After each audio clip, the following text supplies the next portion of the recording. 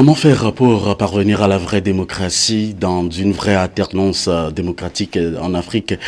La démocratie, l'alternance et également donc le panafricanisme sont des sujets que nous allons aborder au cours de cette émission que vous suivez, mesdames, messieurs, sur le www.afrowebtv.com. Merci à tous d'être avec nous pour nous recevoir dans ce périple qui nous permet également d'avoir des détails sur l'actualité. Merci à tous et à chacun de vous pour votre fidélité d'écoute. Copiez tout simplement le lien et aidez-nous à partager la bonne information avec les uns les autres à la diaspora. Merci d'être avec nous dans votre émission Avis de la diaspora sur les ondes d'Afro TV rediffusées également sur le www.fmliberté.com. Merci également à vous tous qui allez nous aider également à partager cette très belle information. Et donc nous avons l'honneur et le privilège d'avoir un grand homme que nous recevons par Duplessis également dans cette émission. Mesdames, messieurs, merci à tous et à chacun de vous. Je serai à la mise en onde, à la présentation également, donc à la réalisation de cette émission pour vous. Alors, notre invité aujourd'hui pour ce numéro de votre émission Avis de la diaspora, c'est Monsieur Raoul Dagba, président de l'Observatoire panafricain pour la démocratie et le développement. Il est également acteur politique que nous recevons aujourd'hui. Monsieur Raoul Daba, bonjour. Bonjour. Les gens ont l'habitude de vous confondre avec monsieur Ben Djagba. Alors, première question, quelle est la relation entre vous et monsieur Ben Djagba avant qu'on aborde le sujet? Alors, Monsieur Ben Djagba, c'est mon cousin, et il est mon cousin direct. C'est une personne de compétent, de calibre incontestable. Il n'y a pas beaucoup de choses à dire là-dessus. Merci. Merci beaucoup, monsieur Raoul Dagba, d'avoir accepté notre invitation malgré votre temps chargé. Nous sommes très honorés du temps que vous nous accordez aujourd'hui pour éclaircir encore les points sombres. Vous êtes panafricaniste également et nous sommes fiers également d'avoir beaucoup d'éclaircissements sur ces concepts qui sont donc la démocratie, l'alternance. Est-ce des concepts? Qu'est-ce que c'est réellement? On aura d'amples informations grâce à vos explications également. Nous permettront également à tous ceux qui nous suivent sur le www.afrowebtv.com, également sur les réseaux sociaux. Sinon, également de nous appeler sur le 319 462 89 79, numéro affiché à votre écran. Et ce sera un plaisir pour vous, pour nous, de vous recevoir, d'avoir vos questions, vos suggestions, vos points de vue sur la démocratie et l'alternance en Afrique, le panafricanisme, surtout le rôle du panafricanisme. Également, donc, nous avons monsieur Raoul Dagba qui va nous donner également d'amples informations sur tout ceci. Alors, plusieurs sont ces pays, après 50 ans et 60 ans, on n'arrive pas à la vraie alternance, sinon également à la vraie démocratie. Pourquoi? Il répondra à toutes ces interrogations au cours de cette émission que vous suivez également sur Facebook et sur les autres réseaux sociaux. Merci de partager avec les amis et de vous abonner également à notre chaîne YouTube. Merci également monsieur Raoul Dagba que nous accueillons également dans notre émission pour une première fois, donc dans cette émission Avis de la diaspora. Nous abordons donc la première partie de cette émission qui concerne plus la démocratie. Monsieur Raoul Dagba, en tant qu'acteur politique, quelle est votre définition de la démocratie? Merci pour cette invitation. La démocratie, en grand D, je peux vous dire que c'est une de gouvernement dans laquelle la souveraineté appartient au peuple. Mais j'ai pu vous dire également qu'actuellement, à l'heure où je vous parle, à l'heure actuelle, je puis vous dire qu'en Afrique, nous ne vivons pas encore ce qu'on appelle la démocratie, puisque le peuple, le peuple n'est pas cet acteur-là qui doit jouer le grand rôle dans ce qu'on appelle la démocratie. Actuellement, je peux vous dire que nous vivons la méritocratie en Afrique. La méritocratie. Ça veut dire quoi la méritocratie? Nous vivons une démocratie péjorative en Afrique. Une démocratie de déclassement. Une démocratie voilée. Une démocratie de façade. Si je voudrais m'exprimer ainsi. Parce que le fruit de la démocratie, c'est le respect des institutions. Le fruit de la démocratie, c'est d'avoir des institutions fortes. Et pour aller plus loin, je dirais que c'est un système où le peuple doit jouer un grand rôle. Or, ce système de démocratie qui a frappé nos portes en 1990, c'est un système venu d'ailleurs qui s'est acclimaté, si je voudrais m'exprimer ainsi, qui s'est acclimaté sur le continent sans tenir compte des réalités culturelles et traditionnelles de l'Afrique. Donc, la démocratie africaine aujourd'hui, on peut dire que c'est un concept occidental imposé, je voudrais bien le dire, imposé de l'extérieur par les anciens colonisateurs à la fin de la période coloniale. C'est un système de pouvoir électif avec le multipartisme. Je dirais que c'est un processus binaire dont le peuple africain s'est emparé comme une nouvelle indépendance. Mais le peuple africain a vite déchanté. Il a vite déchanté.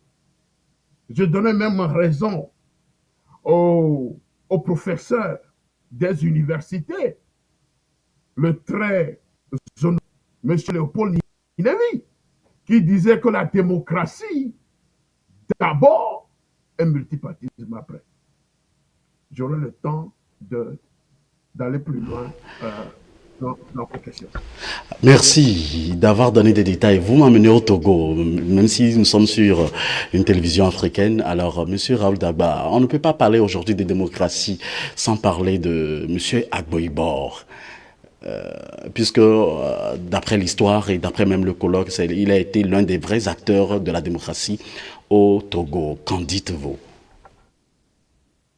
Effectivement, Maître Agboibor est un acteur politique respecté, un acteur qui s'est impliqué dans la politique togolaise, un acteur qui voudrait le changement dans son pays, un acteur respecté, un acteur qui a lutté pour que notre pays sorte de cette dictature despotique et obscure. Mais je puis vous dire qu'il a joué son rôle.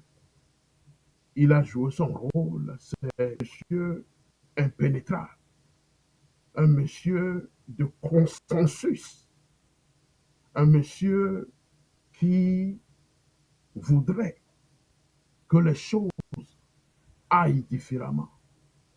Mais puisque vous connaissez notre système politique au Togo, avec une opposition toujours divisée, une opposition qui a pour mode de fonctionnement la désunion, l'incompréhension, la diabolisation. Donc, je regrette aujourd'hui que cet éminent avocat, euh, cette éminente personnalité n'a pas pu, malgré sa lutte, n'a pas pu voir le changement dans son pays avant de quitter cette terre. Je salue ici sa mémoire lieu de présenter mes condoléances les plus attristées à sa famille et à son parti. Merci, Monsieur Raoul Dagba. Je rappelle à tous ceux qui viennent de rejoindre la grande famille des amis internautes et des téléspectateurs d'AfroWeb TV que vous êtes sur FM Liberté, également sur afrowebtv.com/live, sur laquelle, le site sur lequel vous pouvez regarder en direct cette émission en vie de la diaspora. Vous pouvez également participer, poser des questions à Monsieur Raoul Dagba, acteur politique, président donc de l'Observatoire panafricain pour la démocratie et le développement que nous recevons en duplex aujourd'hui dans votre émission. Merci à tous de votre fidélité d'écoute. On parle de démocratie aujourd'hui. On reviendra sûrement sur ces détails dans d'autres émissions également, parlant donc de Maître Agbo-Ibor. Nous invitons également toutes les personnalités politiques de notre pays qui ont un lien assez étroit avec Maître Agbo-Ibor à nous contacter également sur le numéro affiché à l'écran pour qu'on puisse commémorer de notre manière aussi ce grand homme, pour qu'on puisse le rendre honneur également. Merci également à vous tous qui êtes branchés et merci également à toute la jeunesse branchée en ce moment. Nous sommes très heureux d'être avec vous. Alors, nous recevons Monsieur Raoul Dagba aujourd'hui dans notre émission Avis de la diaspora. Monsieur Raoul Dagba, dites-moi, quelle est l'importance des élections, vu qu'on parle de démocratie et aujourd'hui le vote est très important pour chacun de nous. Alors, quelle est l'importance des votes ou soit des élections dans la démocratie?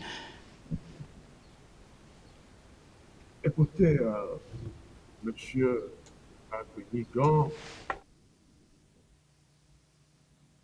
je me pose même la question de savoir que les élections ont aujourd'hui une importance dans nos pays, puisque l'expression du vote du peuple n'est jamais. Si l'expression du peuple, le peuple qui pouvoir publicitaire, si ce peuple, sa voix n'est pas prise en compte, alors quelle est l'importance des élections? Quelle est l'importance du vote dans nos pays? Et quelle est l'importance de ces votes si nous prenons l'alternance dans ces pays? Si nous voulons aujourd'hui prendre en compte l'alternance politique et que nous souhaitions qu'elle vienne des élections, mais aujourd'hui, ce processus de, de, de, de, de succession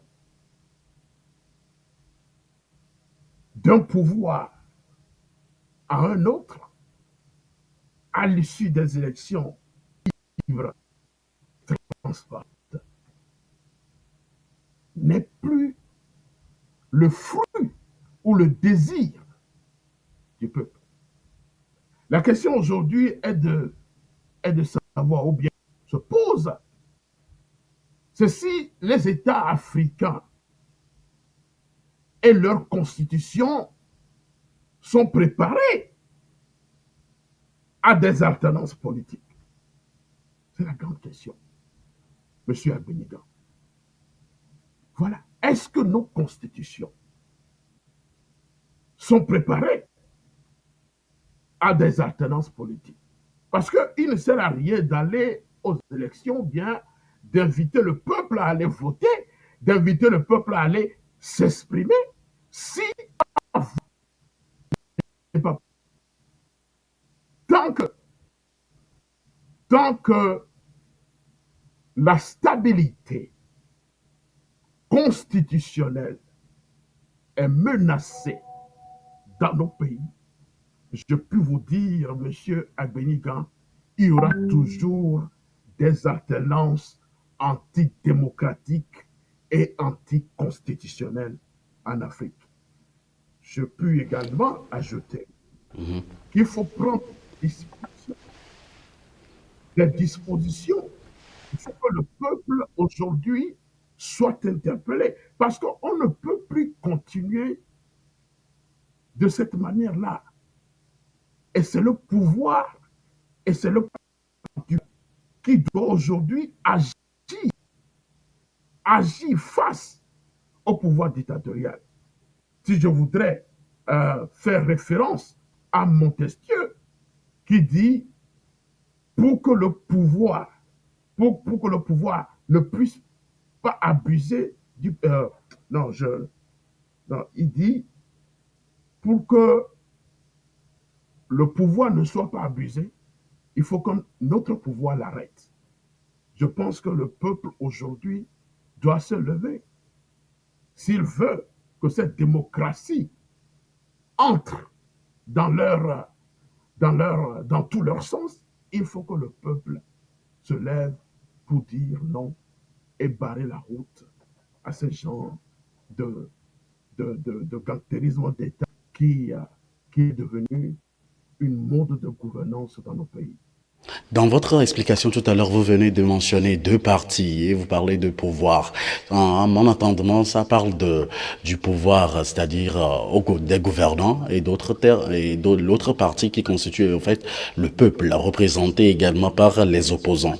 Alors, si je me tiens à votre explication aujourd'hui, ce qui veut dire que l'autre partie doit arrêter, c'est-à-dire c'est le peuple ou soit les opposants qui doivent arrêter les gouvernants pour que la démocratie se fasse en bonne et due forme. Si c'est le cas, pourquoi est-ce qu'au Togo, par exemple, ou par exemple dans les pays anglophones, on constate qu'il y a la démocratie qui est en bonne marche et dans les pays francophones, la démocratie n'est pas en bonne marche? Mais c'est tout simple. Lorsque je fais référence à Montesquieu qui dit pour qu'on ne puisse pas abuser du pouvoir, il faut que par les circonstances des choses, le pouvoir arrête le pouvoir.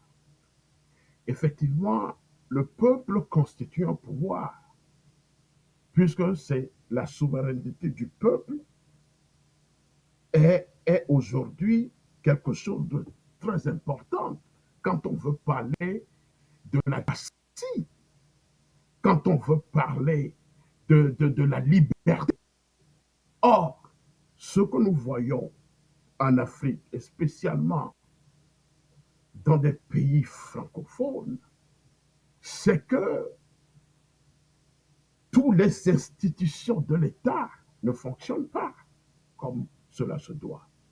Les institutions de l'État sont cadenassées, les institutions de l'État sont sous ordre, les institutions de l'État ne respectent pas la Constitution, qui est la loi fondamentale d'un pays. La Cour constitutionnelle, qui est l'organe qui doit prôner le droit, qui doit prôner la vérité des urnes, est inféodée au parti au pouvoir. Donc vous voyez, monsieur Agbenigan, que dans ces circonstances, l'alternance politique ou la démocratie ne peut jamais arriver dans ce pays-là. Si le président de la République utilise son pouvoir exécutif pour intimider toutes les institutions de l'État, la démocratie ou la liberté ne peut jamais fonctionner dans ce pays. Le développement ne peut jamais fonctionner dans ce Cela veut dire pays-là. que les gouvernants ne veulent pas la démocratie, eux? Oui, effectivement, puisque c'est des gens qui sont dans l'option de s'éterniser au pouvoir. Si je prends le cas de mon pays, le Togo, c'est 4 ans de pouvoir. C'est qu'en 4 ans de diète noire, j'entends pas diète noire, c'est qu'en 4 ans où la liberté du peuple est confisquée, c'est 4 ans de torture, c'est qu'en 4 ans d'emprisonnement des opposants, c'est qu'en 4 ans de mépris, c'est qu'en 4 ans de violation flagrante des droits de l'homme. Mais je peux vous dire que ces personnes ne veulent pas quitter le pouvoir. Si je fais même référence aux dernières élections présidentielles du 22 février 2020 au Togo, vous avez vu la manière dans laquelle, ces résultats ont été proclamés. Vous avez vu la manière dont la maison du docteur Agbeome Kodjo a été violentée, a été d'une manière ou d'une autre encerclée, violentée, sa famille bastonnée. Vous pouvez aujourd'hui croire et accepter que c'est un système qui ne veut pas de changement au Togo. C'est un système qui veut rester au pouvoir à perpétuité. C'est un régime qui veut que le peuple souffre, que le peuple soit mendiant. Mais voyez vous-même la situation au Togo. Voyez vous-même les foyers dans notre pays. Voyez Oui, mais vous-même le monsieur calme. Raoul, si par exemple Dr Agbeome n'arrive pas à approuver ces élections, je sais qu'on revient dans chaque émission sur ces sujets-là, s'il n'arrive pas à approuver les élections, qu'il a gagné les élections, et puisqu'il avait dit lui-même qu'à un certain moment qu'il devait donner également, il avait mis en confiance tout le peuple togolais, il n'arrive pas à approuver aujourd'hui, et même au jour d'aujourd'hui, il n'est même pas sur le terrain. Pensez-vous, que dites-vous de ça? On n'a pas les preuves que c'est monsieur, ou soit docteur Agbeome qui a gagné les élections. Monsieur Agbenita, vous savez, nous avons affaire à des gens euh, euh, despotes. Le système qui gouverne le Togo est un système qui prône le gantérisme d'État, de la grande voyoucratie. Vous me comprenez? C'est eux qui détiennent la machine électorale. Ouais, mais s'ils détiennent la machine électorale, monsieur docteur Agbeome fait partie de la maison. C'est ce qu'eux-mêmes ils ont l'habitude de dire.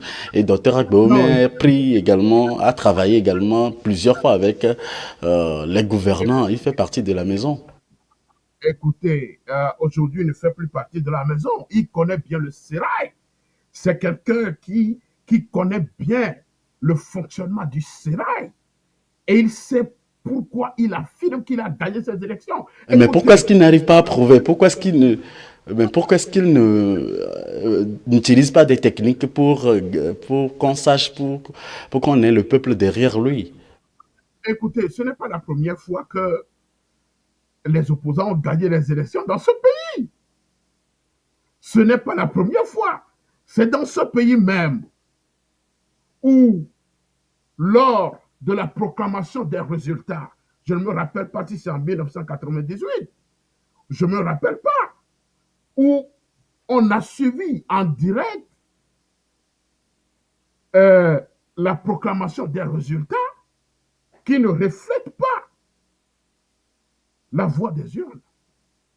Nous avons vu des gens qui sont mélangés en, en pleine séance audio à la télévision, qui sont confondus. Nous avons vu dans ce pays le ministre de l'Intérieur qui a, d'une manière spontanée, a arrêté le processus de proclamation des résultats.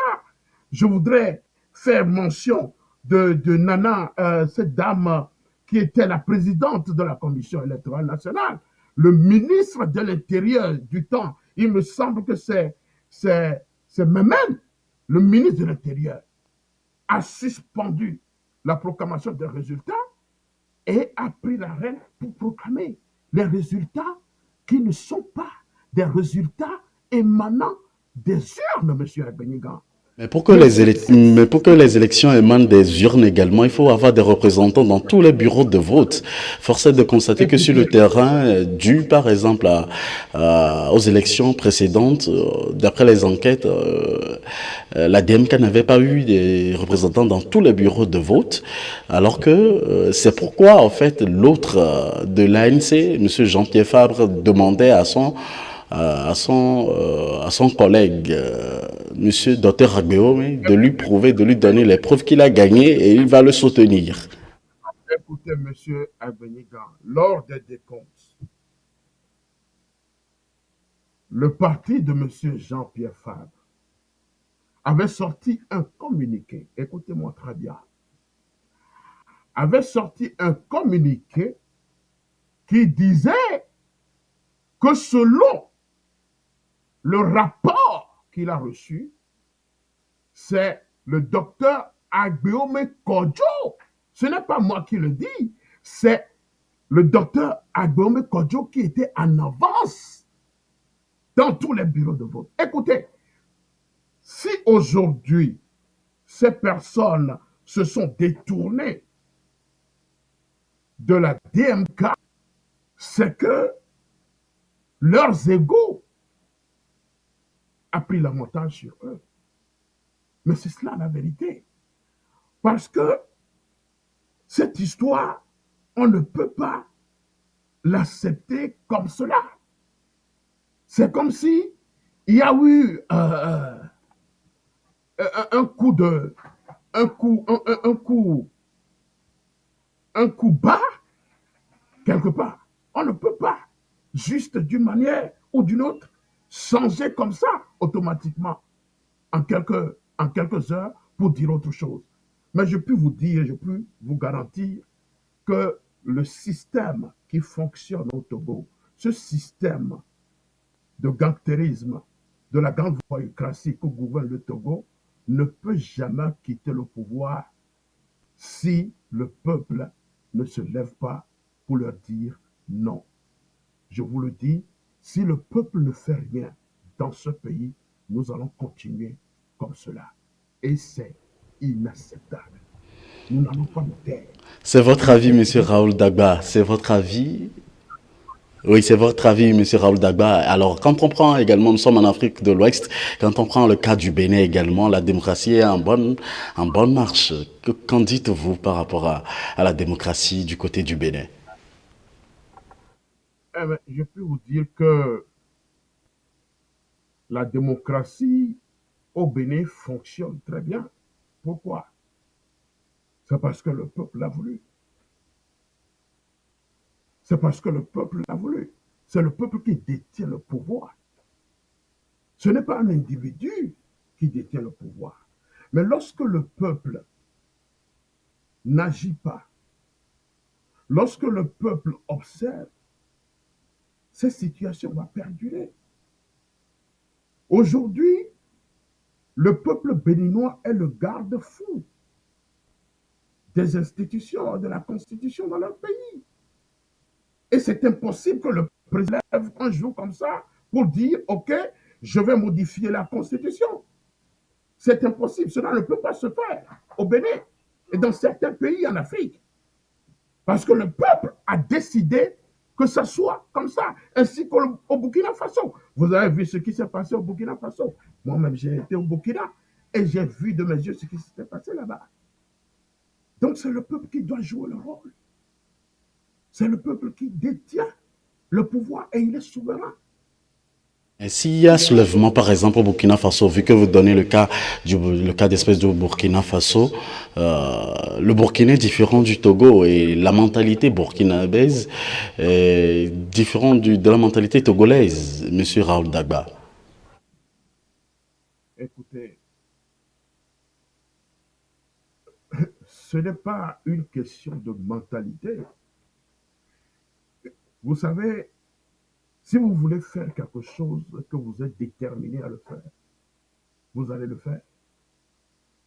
Ce n'est pas une question de mentalité, c'est une question de volonté manifeste. C'est une question de volonté. Si le peuple togolais décide aujourd'hui d'en finir ce régime, il le fera. Il le fera. Le peuple Mais togolais va aujourd'hui, en décider. on est fatigué parce que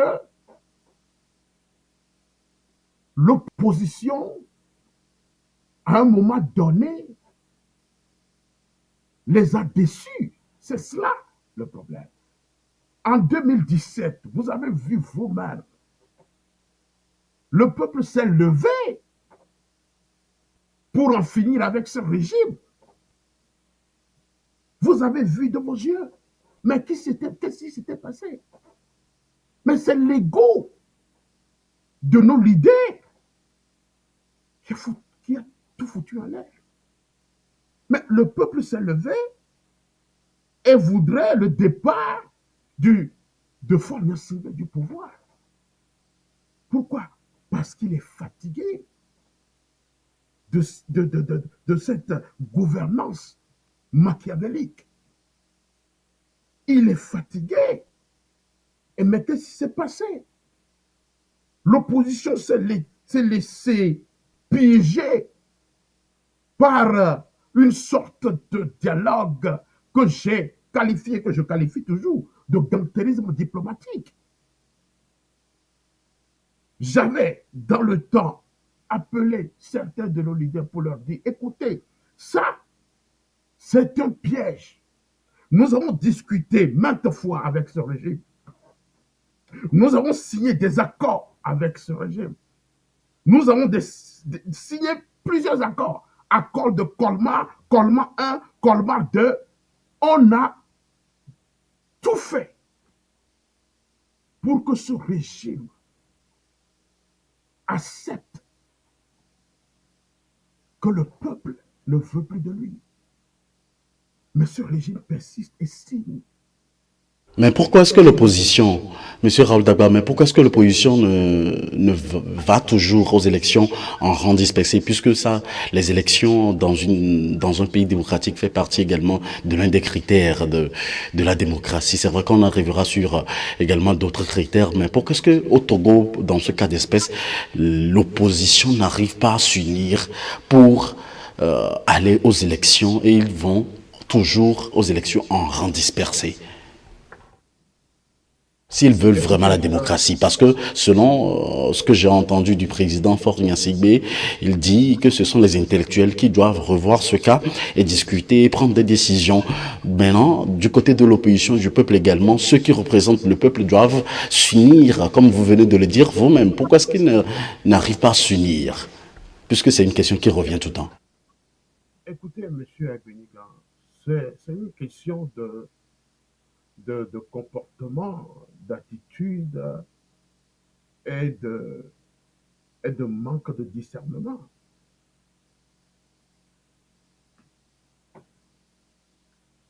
Depuis 1990,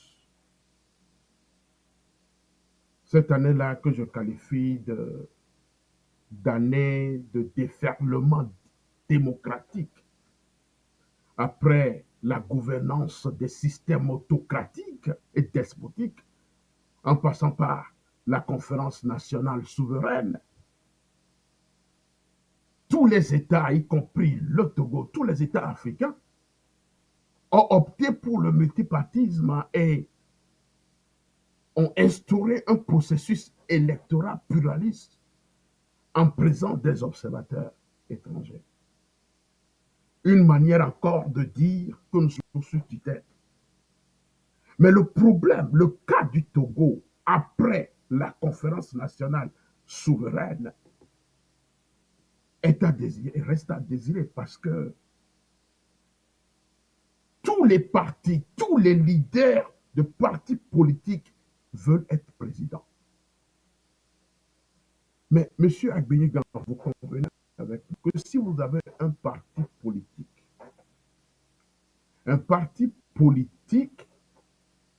qui n'est pas plébiscité au niveau du peuple, comment est-ce que vous pouvez devenir président de la République? Il n'y a qu'un seul fauteuil présidentiel au Togo et de partis, des milliers de partis politiques. Le cas du Togo Le cas en espèce, du Togo, c'est que notre opposition n'accepte pas de compromis. Parce que tout le monde se dit présidentiable. Tout le monde se dit, j'ai mon parti qui est implanté sur toute l'étendue du territoire national. Parce que certains aussi ont des égaux. Je suis le chef. Je suis le chef de file de l'opposition. Je dis que je n'aime pas même ce titre parce que c'est ce titre-là, ils ont inventé pour endormir notre opposition. Parce que, bon, je suis le chef de file de l'opposition, je suis, etc., etc. C'est les égaux et les diabolisations qui font que notre opposition reste toujours désunie. Je sais très bien que chaque parti politique a un programme politique, mais lorsque vous-même vous voyez la situation et que vous sentiez qu'il y a une urgence, il faut que vous acceptiez, il faut que vous mettez un peu d'eau dans votre vin pour dire, écoutez, mais c'est le peuple qui souffre, c'est le peuple qui aujourd'hui a besoin de liberté. Je laisse toutes ces choses-là de côté et j'accepte qu'on puisse unir pour que, au moins, ce système qui nous gouverne depuis plus de 54 ans quitte le pouvoir. Mais notre opposition ne veut pas ça. Tout le monde veut devenir président de la République et il refuse le consensus. Mais sinon, ce que notre prélat, je voudrais nommer Monseigneur Podro, l'initiative qu'il a prise pour concerter les leaders, pour qu'on puisse trouver un candidat unique, personne ne peut me dire que cette démarche-là est passée à côté de la pompe. Non. On va en discuter par la suite donc, de l'émission, puisqu'on discute de la démocratie et de l'alternance en Afrique aujourd'hui et du panafricanisme en deuxième partie. Merci à tous d'être avec nous. Vous pouvez nous appeler, la ligne est ouverte maintenant pour nous appeler, donner votre avis également sur la démocratie et l'alternance en Afrique. Monsieur Raoul Dagba, je voudrais vous poser la question de savoir, la démocratie a des principes et il y a beaucoup de critères concernant la démocratie. Quels sont ces critères-là et quels sont les principes de la démocratie pour qu'on ait vraiment, pour qu'on parle d'un pays démocratique? On ne peut pas parler de démocratie en Afrique ou bien dans le monde si on n'a pas des institutions fortes. C'est très important. Les critères qui sont des critères importants dans la démocratie, c'est le respect des institutions de la République. Or, dans la plupart des pays africains, les institutions des États fonctionnent très mal et sont à la disposition d'un clan au pouvoir. Le système est corrompu. On ne peut pas parler de démocratie qui fonctionne quand il y a un système qui est corrompu. Mais si le même parti gagne les élections, le parti doit rester au pouvoir. Mais écoutez, dans un régime dictatorial ou despotique comme le Togo, vous pensez que ce système peut organiser des élections et, et ne pas les gagner? C'est impossible. Mais comment est-ce que les autres font alors? Le cas du Rwanda, le cas de d'autres pays où on voit par exemple les présidents au pouvoir pendant plusieurs années, mais qui gagnent toujours des élections. Et également donc le cas de la Côte d'Ivoire, si on veut en parler, par exemple l'autre fois où le le président ivoirien avait remporté encore les élections. Ce ne sont pas des élections qui sont transparentes. Vous avez vu la manière dont ces élections étaient organisées. N'appelons pas du Rwanda. Paul Kagame, c'est quelqu'un qu'on ne peut pas, je ne sais même pas quelle étiquette je vais lui coller, mais c'est un dictateur, il faut le dire. Un dictateur qui a su développer son pays, un dictateur qui est habile et et qui a borné le peuple. C'est cela la vérité.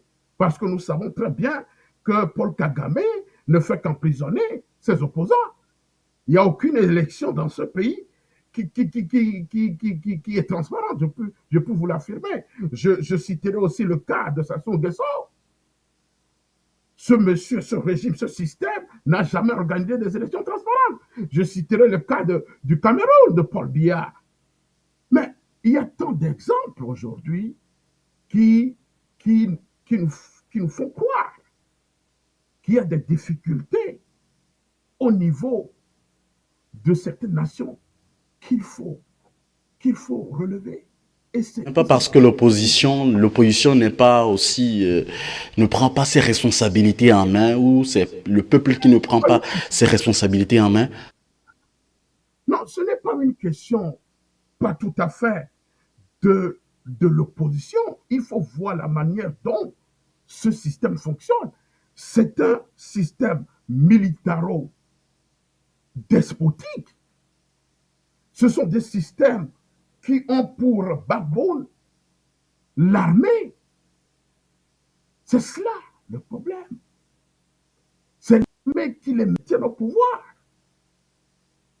C'est l'armée qui est leur fondation.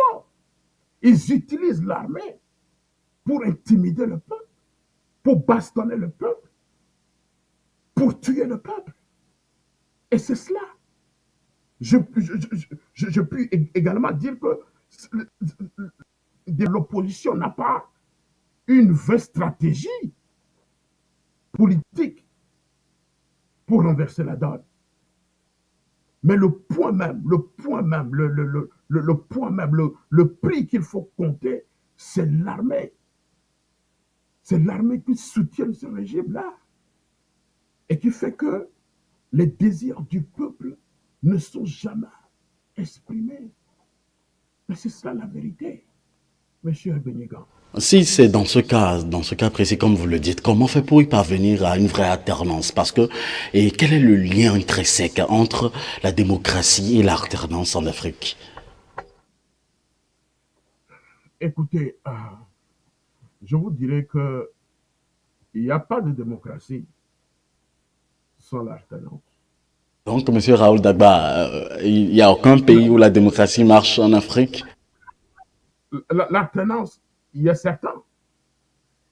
L'alternance politique est un processus par lequel un parti politique ou un groupe appartenant à un courant idéologique différent succède à un autre pouvoir à l'issue des élections libres.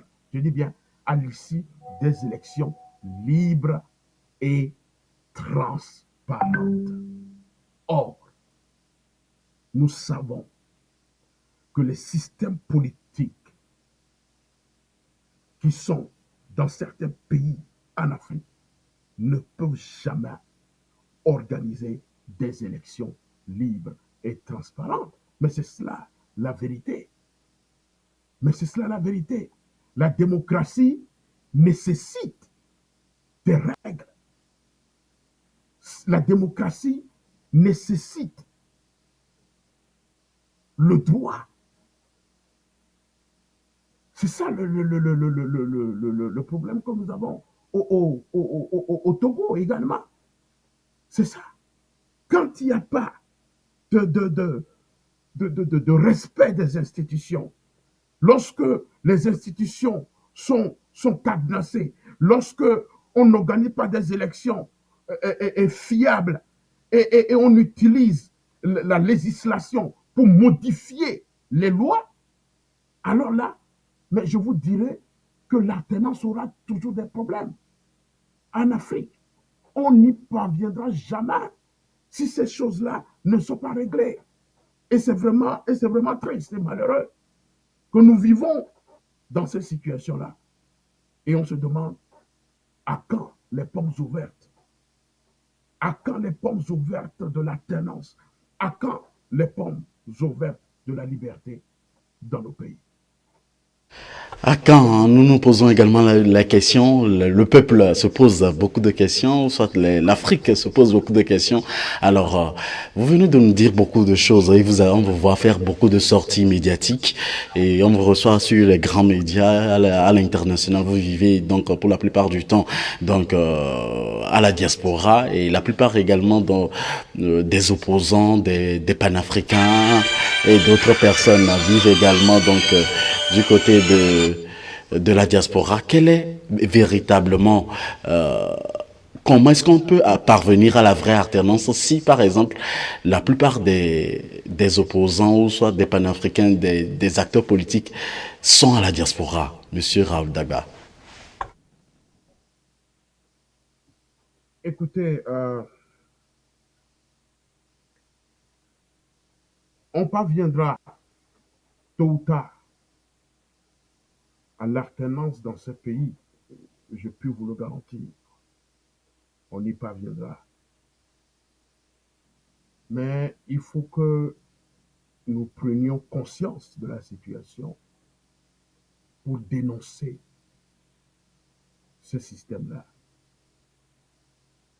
Écoutez, lorsque la séparation des pouvoirs ne sont pas respectées,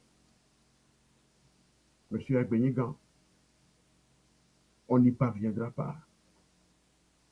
On n'y parviendra pas. Parce qu'en toute société, la liberté compte. La liberté compte. Il y a des lois qu'il faut respecter. La nature même a des lois qu'il faut respecter. Lorsque la liberté du peuple est bafouée, or le peuple est le noyau de tout développement économique, politique et culturel.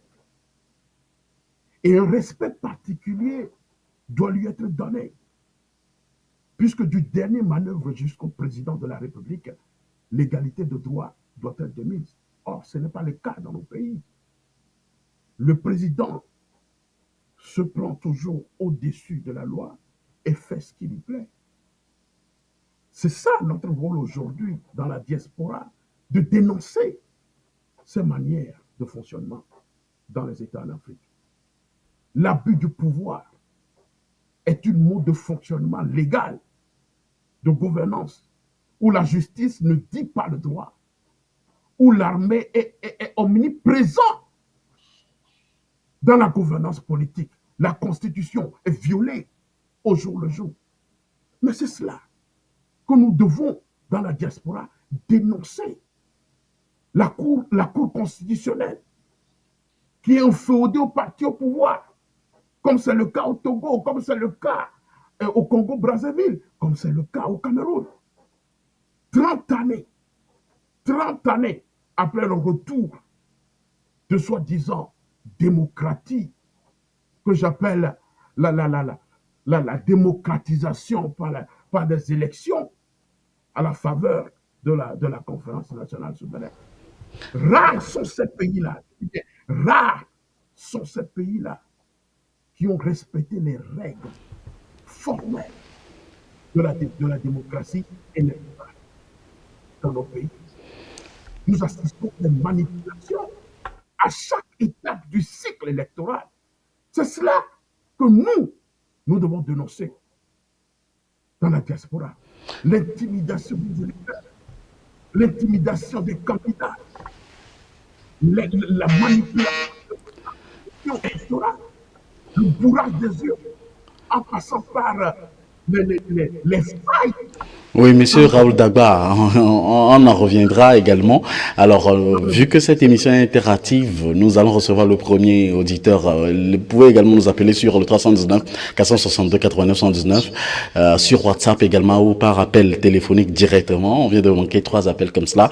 Alors, premier auditeur en ligne, monsieur Mpapou, bonjour.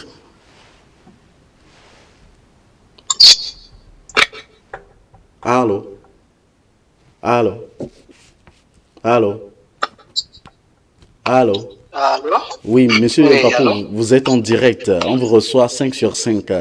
Bonjour, comment est-ce que vous allez, monsieur Mpapou? Oui, je vais bien, Moïse.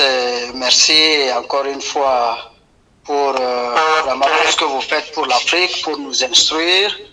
Et je voudrais donc intervenir par rapport au thème que vous abordez aujourd'hui. Allez-y donc, vous êtes en direct.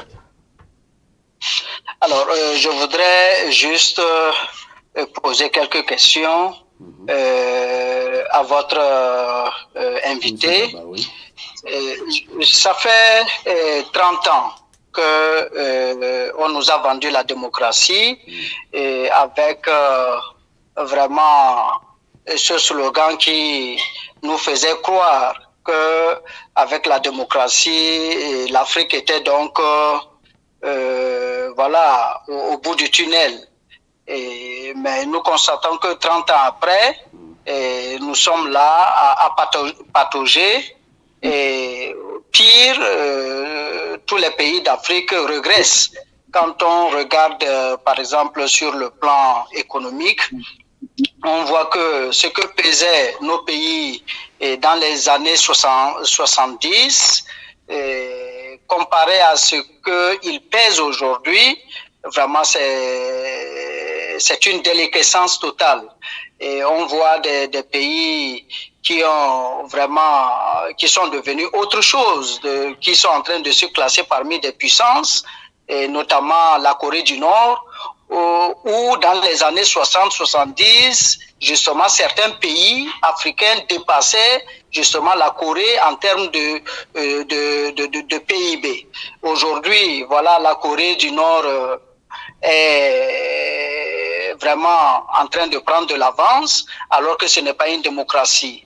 Nous avons vu également la Chine, qui vraiment s'impose pratiquement à tout le monde entier. Nous voyons de l'autre côté la Russie, et qui elle aussi n'est pas une démocratie, mais qui vraiment reprend vraiment toutes ces lettres de noblesse. Alors je voudrais poser la question de savoir, est-ce réellement la démocratie est la solution pour l'Afrique? Deuxième question, est-ce que la limitation des mandats est quelque chose de véritablement intrinsèque pour qu'on puisse dire que dans un pays, il y a la démocratie? Troisième chose, qu'est-ce qui fait que en Afrique, on a pu tronquer notre système politique contre justement le système démocratique occidental.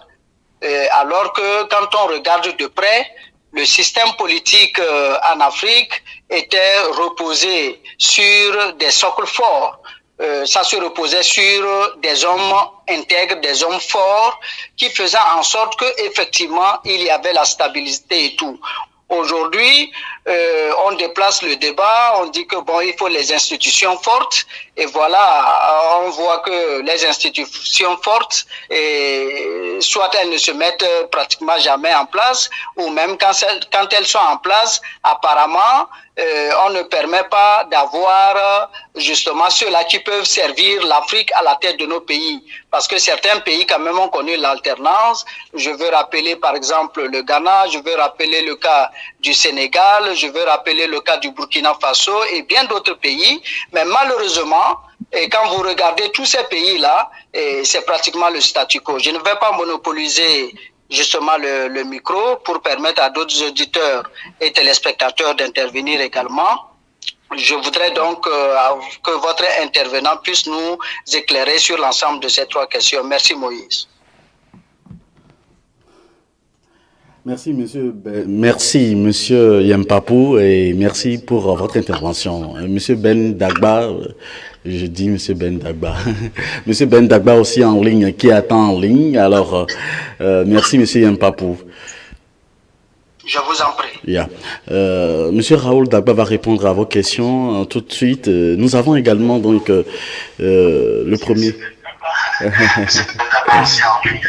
il nous suit de près. Il y a beaucoup d'acteurs qui nous suivent de près en ce moment. Alors, Monsieur Raoul Dagba, nous allons patienter juste 1 minute pour avoir l'intervention également donc de Monsieur Ben Dagba. Ben Dagba, le Premier ministre de Dr Agbeobe.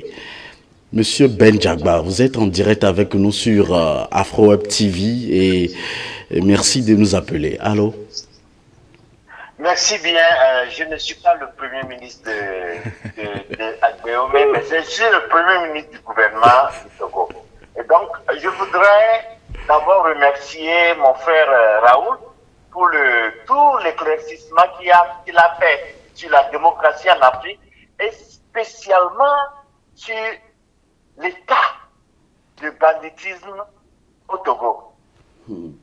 Et donc, comme M. Yampapou vient de poser une question là, c'est ça qui m'a activé, qui a activé la cloche chez moi pour pouvoir lui répondre avant que M. Dagba puisse, Raoul Dagba puisse le remettre sur les rails. C'est-à-dire, avoir des mandats illimités n'est pas synonyme nécessairement d'un développement. Le cas de la Corée du Nord qui vient de mentionner, le cas du Rwanda et tout ça, le problème qui est là actuellement, c'est que nous cherchons des leaders qui ont l'amour pour leur pays. Je voudrais bien faire savoir ça à M. Yampapou, que nous voulons des leaders qui ont l'amour pour leur pays. Aujourd'hui, permettez-moi, je vais me positionner avec le cas du Togo, où les gens ne peuvent pas parler librement, les gens sont emprisonnés arbitrairement, donc ça ne va pas.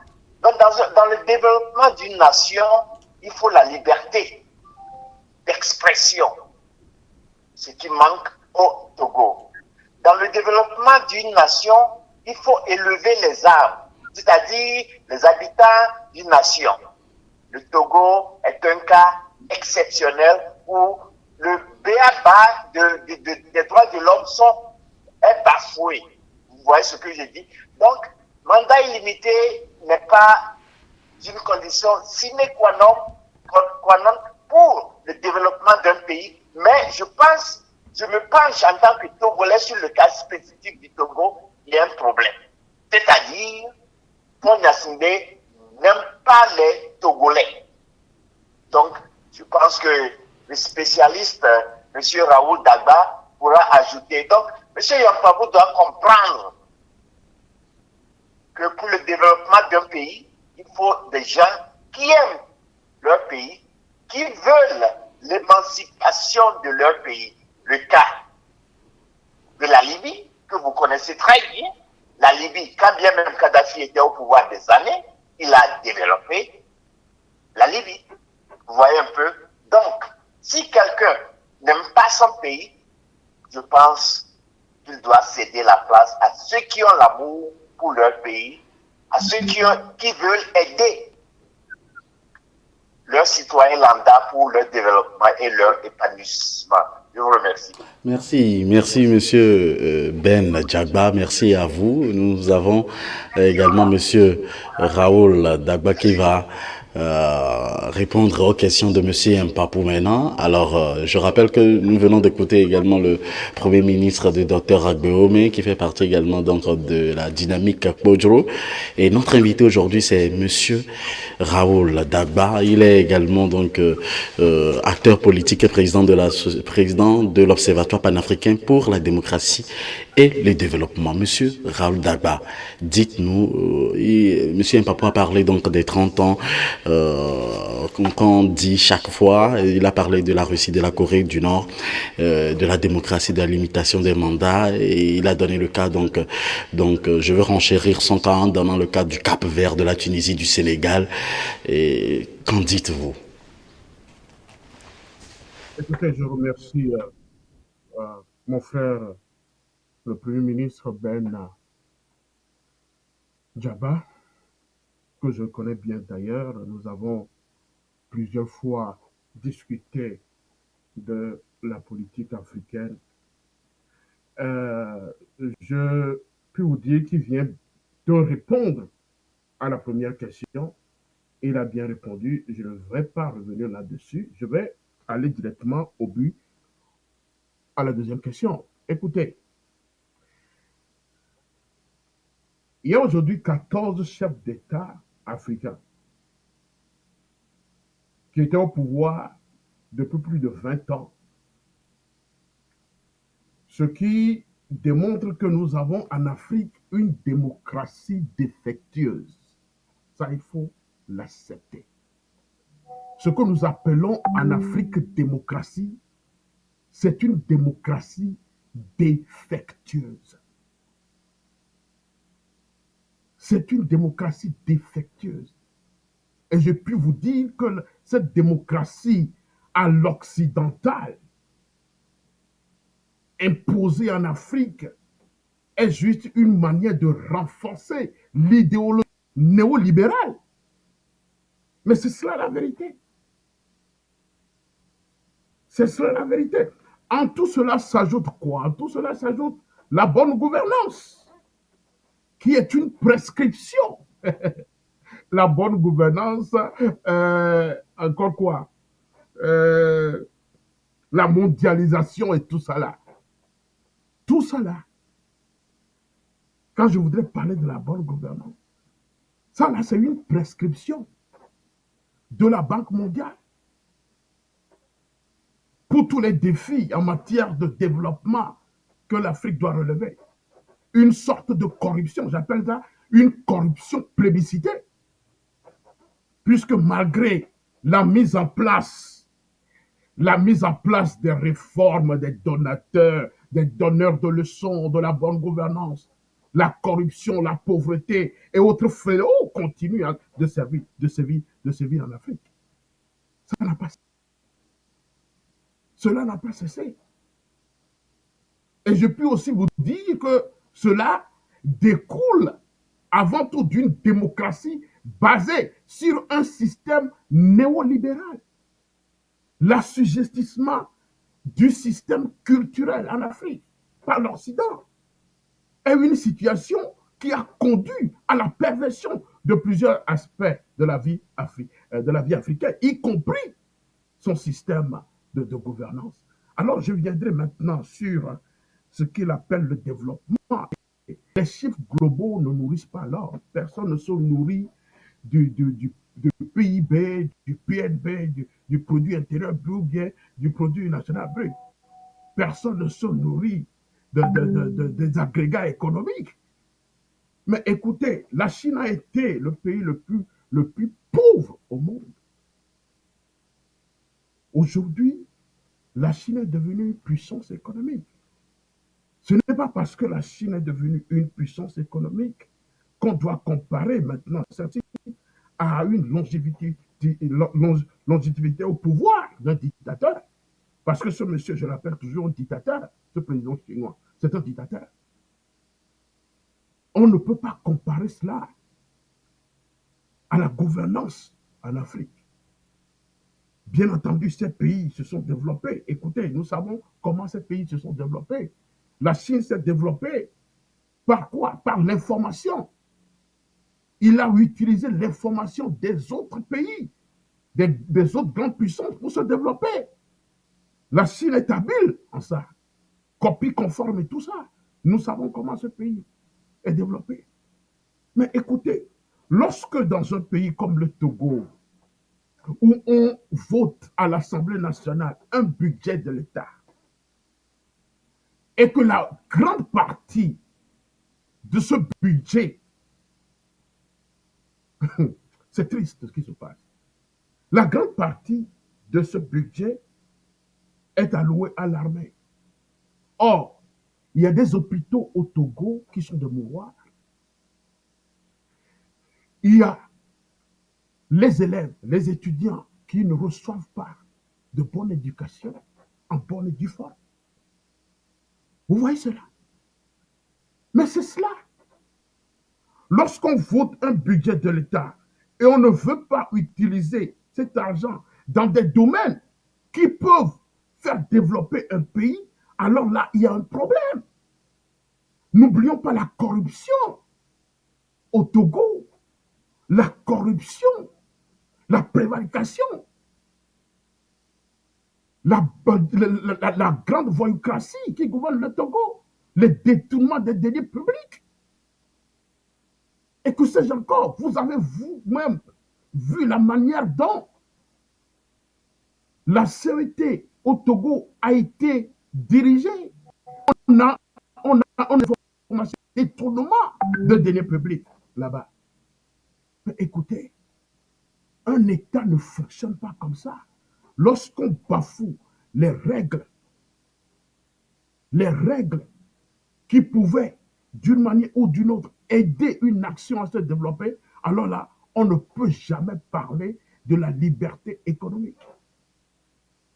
Un pays dans lequel on ne peut pas suffisamment financer les petites et moyennes entreprises, vous pensez que ce pays peut se développer?